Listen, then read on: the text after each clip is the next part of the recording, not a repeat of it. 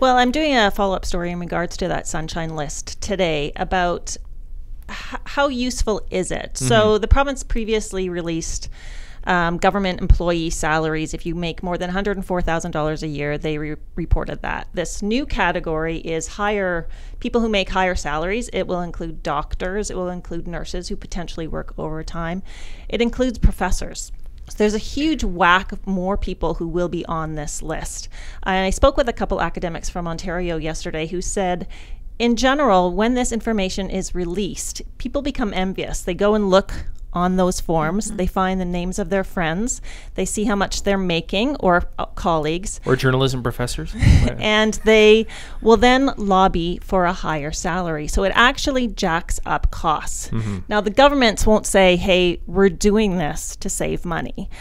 But so that they're saying, we're being more transparent. And in some sense, yes, they're being more transparent. But it allows people to go in there and sort of be voyeurs and just sort of look and see what people are making. And you got to ask yourself, how useful is it to know how much your chemistry professor is making? How useful is it for you to know your English professor or your doctor when there are no explanations about how many hours they worked, what their experience is, and how it compares to other professors or people in their area? So yes, the government is being transparent, but I think as a public, we have to ask, is this useful information? Will it help us understand how government is working and spending our money?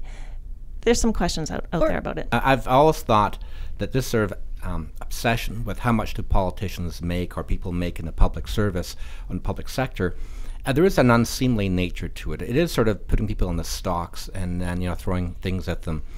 And it's sort of, to me, sort of the Americanization of our politics, fixed election dates, term limits for politicians, because they all make too much money and lower taxes. This sort of plays into that narrative.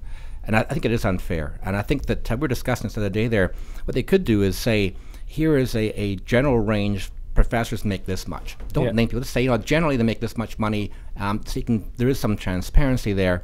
But to actually name people and put their salary there, I think it does smack of being unfair.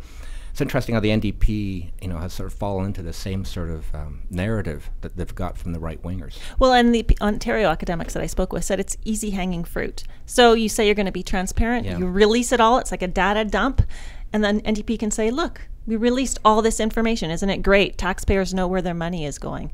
But it's easy. Is it useful is the question.